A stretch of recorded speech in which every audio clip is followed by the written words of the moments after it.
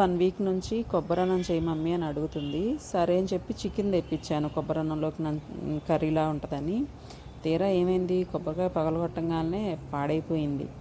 సరే ఇంకా కొబ్బరన్నం క్యాన్సిల్ అయిపోయింది అనమాట. మరి అయినా చికెన్ తెప్పించేసాను కదా. చికెన్ మ్యారినేషన్కి అల్లం వెల్లుల్లి పేస్టు, ఉల్లిపాయలు, పచ్చిమిరపకాయలు, కసూరి మేతి, ఉప్పు, కారం, ధనియాల పొడి, అలానే గరం మసాలా వేసేసి బాగా కలిపేసేసి 1 అవరే బయటే ఉంచేసాను, ఫ్రిడ్జ్లో ఏం పెట్టలేదు. పెరుగు, పుదీనా, కొత్తిమీర కూడా వేసేసాను అనమాట. అయితే బాండీ పెట్టేసేసుకొని కాస్త ఆయిల్ ఎక్కువే వేసుకుంటే బాగుంటుంది కదా చికెన్ కర్రీలోనికి. ఇవన్నీ వేసేసాను. ఆయిల్ త్వరగా సపరేట్ అయిపోయింది. చికెన్ కూడా తొందరగా కుక్ అయిపోయినట్టుంది నాకు మాత్రం ఈసారి.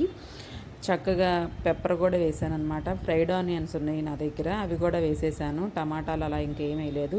చాలా తొందరగా అయిపోయింది. 20 మినిట్స్లో కుక్ అయిపోయినట్టుంది చికెన్ మాత్రం. లాస్ట్లో కొత్తిమీర, కొంచెం కరివేపాకు వేస్తాను, ఫ్లేవర్ బాగుంటుంది కదా, వేసేసాను. ఇంకా అంతే, స్టవ్ ఆఫ్ చేసేసాను. రైస్ మాత్రం కుక్కర్లోనే చేసేసాను. చాలా బాగా వచ్చింది. ఇవి ఎక్కువ లేకుండా నీళ్ళుగా కాకుండా ఎప్పుడైనా స్పెషల్గా చేసుకోవాలంటే ఇలా తప్పకుండా ట్రై చేయండి.